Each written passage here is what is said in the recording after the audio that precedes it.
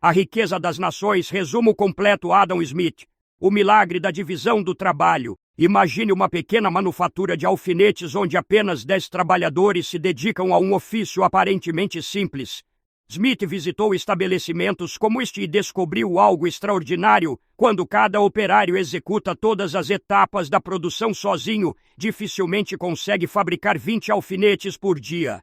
Porém, quando o trabalho é dividido em operações distintas, onde um estica o arame, outro o corta, um terceiro aponta a extremidade e assim sucessivamente, esses mesmos 10 homens produzem juntos mais de 48.000 alfinetes diariamente. Esta multiplicação quase milagrosa da produtividade revelou a Smith o primeiro grande segredo da prosperidade das nações. A divisão do trabalho opera por 3 mecanismos interligados que potencializam a capacidade humana de criar valor. Primeiro, a especialização desenvolve uma destreza extraordinária no trabalhador que, concentrando toda sua atenção numa única tarefa, descobre atalhos e refinamentos impossíveis de alcançar quando a mente se dispersa entre múltiplas atividades. Um jovem que nunca exerceu outro ofício senão fazer pregos consegue produzir mais de 2.300 por dia, enquanto um ferreiro experiente, mas não especializado, raramente ultrapassa 800. Segundo, elimina-se o tempo perdido na transição entre tarefas diferentes, aqueles minutos preciosos gastos trocando de ferramenta, mudando de posição ou simplesmente reajustando o foco mental. O terceiro mecanismo talvez seja o mais fascinante de todos. A especialização estimula a invenção de máquinas que facilitam e abreviam o trabalho. Quando um homem dedica toda a sua existência a uma única operação simples, sua mente naturalmente busca métodos mais eficientes de realizá-la. Smith observou que grande parte das máquinas utilizadas nas manufaturas foi inventada não por filósofos ou engenheiros, mas por simples operários que, absorvidos em suas tarefas repetitivas, descobriram maneiras de executá-las com menor esforço. Esta inteligência prática, distribuída entre milhares de trabalhadores especializados, constitui uma força de inovação contínua que nenhum gênio isolado poderia igualar. O trabalho como medida universal do valor. Se a divisão do trabalho explica como se produz riqueza, surge então a pergunta fundamental: o que determina o valor das coisas que produzimos? Smith oferece uma resposta que subverteu séculos de pensamento econômico centrado nos metais preciosos. O trabalho, argumenta ele, é o preço original que foi pago por todas as coisas. Não é com ouro nem com prata, mas com trabalho, que toda a riqueza do mundo foi originalmente comprada. Quando avaliamos se algo é caro ou barato, estamos na verdade medindo quanto do nosso próprio esforço precisaríamos empregar para obtê-lo. Esta percepção ilumina uma verdade frequentemente obscurecida pelo brilho das moedas. O dinheiro é apenas um instrumento conveniente de troca, não a própria riqueza. Smith ridiculariza a ilusão mercantilista de que acumular ouro e prata enriquece uma nação, comparando-a a confundir um coche com a riqueza de seu proprietário. Não é porque um homem mantém um coche que ele é rico, explica Smith, mas porque é rico, mantém um coche. Da mesma forma, países que transbordam de metais preciosos podem ser miseráveis se seu povo não trabalha produtivamente, enquanto nações com pouco ouro prosperam quando seus cidadãos empregam sua indústria com vigor e discernimento. O preço natural de qualquer mercadoria, portanto, reflete a quantidade de trabalho necessária para produzi-la e trazê-la ao mercado, somada à remuneração justa de todos os que participaram deste processo. Smith distingue 3 componentes fundamentais: os salários dos trabalhadores, os lucros dos capitalistas que financiam a produção e a renda dos proprietários cujas terras fornecem as matérias-primas. Quando o preço de mercado coincide com este preço natural, a economia encontra seu equilíbrio. Quando diverge, forças invisíveis entram em ação para restaurar o balanço, atraindo ou afastando trabalhadores e capital conforme os retornos se mostrem superiores ou inferiores ao normal. A harmonia espontânea dos interesses. Eis a mais célebre e controversa das intuições de Adam Smith. Ao perseguir seu próprio interesse, cada indivíduo frequentemente promove o interesse da sociedade de maneira mais eficaz do que quando pretende diretamente promovê-lo. Esta afirmação audaciosa não celebra o egoísmo nem condena o altruísmo, mas reconhece uma verdade profunda sobre como a cooperação humana emerge espontaneamente das trocas voluntárias. O padeiro não nos fornece pão por benevolência, mas porque espera lucrar com a venda. Contudo, ao buscar seu lucro, ele nos alimenta e, ao alimentar-nos, prospera. Esta reciprocidade de benefícios não foi planejada por nenhuma autoridade central, mas emerge naturalmente quando homens livres negociam entre si. Smith observou que a extensão da divisão do trabalho é limitada pela extensão do mercado. Um carpinteiro numa aldeia isolada precisa dominar múltiplas habilidades porque a demanda local não sustenta especialistas em cada tipo de móvel. Nas grandes cidades comerciais, porém, a abundância de compradores permite que um artesão dedique toda a sua vida a fabricar apenas cadeiras ou apenas mesas, alcançando assim maestria impossível para o generalista rural. O comércio, ao expandir os mercados, multiplica as oportunidades de especialização e, consequentemente, a produtividade geral. Cada negociante, buscando apenas maximizar seus ganhos, inadvertidamente tece uma teia de interdependência que beneficia a todos. Esta harmonia espontânea não implica que todos os resultados serão perfeitos ou que não existam conflitos de interesse. Smith reconhece claramente que patrões e empregados frequentemente disputam a divisão dos frutos do trabalho e que comerciantes conspiram para manipular preços. Porém, ele argumenta que a competição entre vendedores e entre compradores tende a frustrar estas conspirações, desde que o governo não as proteja com privilégios especiais. A liberdade de entrar em qualquer ofício ou comércio é a maior salvaguarda contra a exploração, pois oferece alternativas a quem se sente prejudicado em sua ocupação atual. Onde esta liberdade existe, os preços gravitam naturalmente para níveis que remuneram adequadamente todos os participantes. O capital e a acumulação que faz as nações prosperarem. Nenhuma divisão extensiva do trabalho pode existir sem que primeiro se acumule capital suficiente para sustentá-la.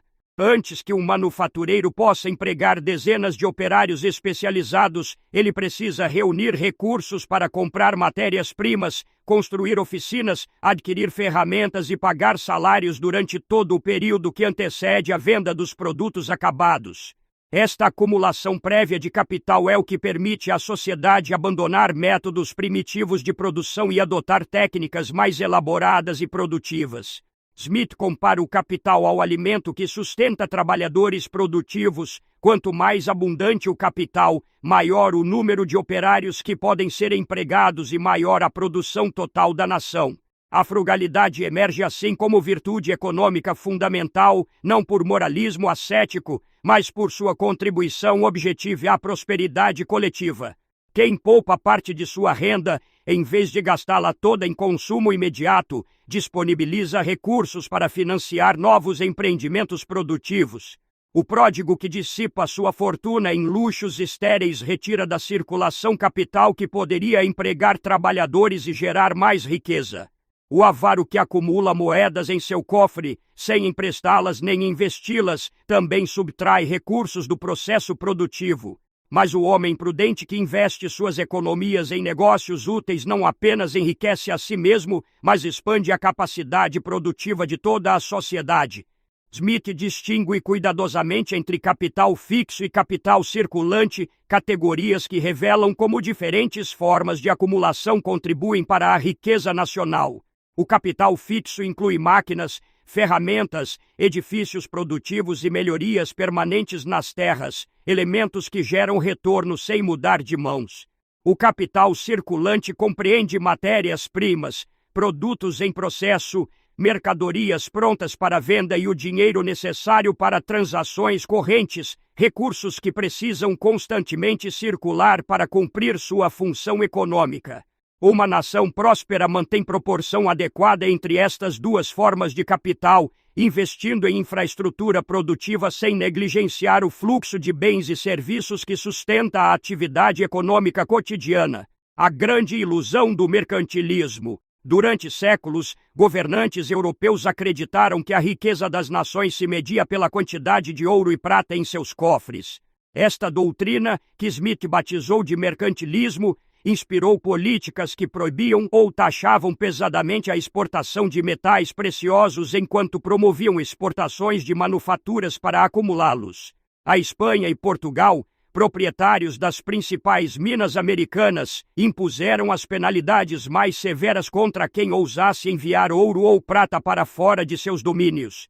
Mas Smith demonstra com ironia cortante que estas mesmas nações, apesar de seu acesso privilegiado aos metais preciosos, permaneceram mais pobres e atrasadas que vizinhos europeus menos favorecidos pela sorte mineral. A falácia mercantilista reside em confundir o instrumento de troca com a própria riqueza. Ouro e prata são mercadorias como quaisquer outras, úteis para fabricar ornamentos e, principalmente, para facilitar transações comerciais. Mas uma nação não enriquece por acumular moedas, assim como não enriquece por acumular qualquer outro bem além do necessário para seus usos. Se toda a prata e todo o ouro da Europa desaparecessem subitamente, argumenta Smith, o continente não ficaria necessariamente mais pobre. O produto anual de suas terras e de seu trabalho permaneceria o mesmo, e este produto, não o metal que o representa, constitui a verdadeira riqueza. Seria necessário inventar algum substituto para facilitar as trocas, talvez papel-moeda bem regulado, mas a capacidade produtiva real não seria afetada. A obsessão com a chamada balança comercial favorável, outro pilar do pensamento mercantilista, igualmente merece a crítica de Smith. Os mercantilistas celebravam quando as exportações excediam as importações, pois isto significava entrada líquida de metais preciosos. Mas Smith pergunta, de que serve acumular metal se não para comprar coisas úteis? Uma nação que exporta muito e importa pouco está essencialmente trabalhando para enriquecer estrangeiros, enviando-lhes bens valiosos em troca de metal que, em última análise, só tem valor pelo que pode comprar. O comércio genuinamente benéfico permite que cada nação se especialize naquilo que produz com maior eficiência, trocando seus excedentes pelos excedentes alheios, num intercâmbio que enriquece todas as partes envolvidas. Os deveres legítimos do soberano. Se a busca individual do interesse próprio geralmente beneficia a sociedade, qual seria então o papel adequado do governo? Smith não prega a abolição do Estado, como alguns de seus intérpretes posteriores sugeriram, mas delimita com precisão 3 funções essenciais que apenas a autoridade pública pode cumprir adequadamente. Primeiro, o dever de proteger a sociedade contra a violência e a invasão de outras sociedades independentes, função que requer a manutenção de forças militares. Segundo, o dever de proteger cada membro da sociedade contra a injustiça e a opressão de outros membros, estabelecendo uma administração exata da justiça. Terceiro, o dever de criar e manter certas obras públicas e instituições que jamais seriam do interesse de indivíduos ou pequenos grupos estabelecer, porque o lucro jamais pagaria a despesa. As obras públicas que Smith considera legítimas incluem principalmente aquelas que facilitam o comércio, estradas, pontes, canais navegáveis e portos. Estas infraestruturas beneficiam toda a sociedade ao reduzir os custos de transporte e expandir os mercados, mas seu financiamento excede a capacidade de qualquer comerciante individual. Smith examina diferentes métodos de custear estas obras, preferindo geralmente que sejam financiadas por pedágios pagos pelos próprios usuários, de modo que a despesa recaia sobre quem efetivamente se beneficia. Ele critica duramente a administração pública negligente que deixa estradas em ruínas enquanto desvia recursos para fins menos úteis, contrastando a eficiência de companhias privadas responsáveis por trechos específicos com a incúria de burocratas sem incentivos para zelar pelo bem público. A educação também figura entre as instituições que merecem algum apoio governamental, embora Smith desconfie profundamente das universidades de seu tempo, onde professores com salários garantidos frequentemente negligenciam seus deveres docentes. Ele propõe que a remuneração dos mestres dependa parcialmente do número de alunos que atraem, criando assim incentivos para que se dediquem genuinamente ao ensino. A instrução básica do povo comum, por outro lado, merece subsídio público mais generoso, pois trabalhadores alfabetizados e minimamente instruídos são mais produtivos, mais capazes de defender seus direitos e menos suscetíveis ao fanatismo e à superstição que ameaçam a estabilidade social. Contra os privilégios e monopólios. Nenhum aspecto do pensamento de Smith é mais apaixonado que sua denúncia das corporações de ofício, dos monopólios comerciais e de todos os privilégios que restringem a livre competição. Estes arranjos, apresentados como proteções necessárias à qualidade dos produtos ou à dignidade das profissões, são na verdade conspirações contra o público, tramadas por comerciantes e manufatureiros para elevar artificialmente seus preços e lucros. O requisito de servir 7 anos como aprendiz antes de poder exercer um ofício não assegura que o trabalhador será competente. Serve apenas para limitar o número de concorrentes e manter os salários artificialmente elevados para os que já estão estabelecidos no mercado. Smith argumenta que o patrimônio de um homem pobre está na força e na destreza de suas mãos, e impedi-lo de empregar esta força e destreza da maneira que julgar adequada, sem prejudicar seu próximo, é uma clara violação desta mais sagrada propriedade. As corporações que proíbem trabalhadores de cidades vizinhas de competir pelos mesmos empregos cometem injustiça dupla, prejudicam o trabalhador excluído e prejudicam o consumidor que pagará preços mais altos pela ausência de competição.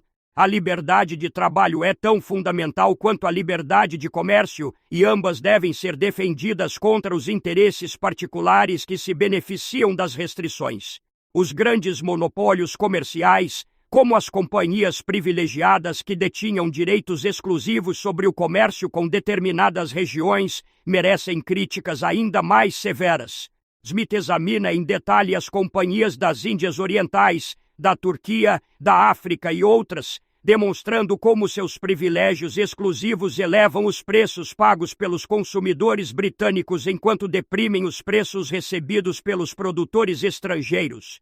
O interesse de um monopolista é sempre manter o mercado em escassez, nunca abastecê-lo completamente, para que os preços permaneçam acima do nível natural. Ao proteger estes interesses mesquinhos, o governo traz seu dever de promover o bem comum e sacrifica a prosperidade da maioria em benefício de uma minoria organizada e influente.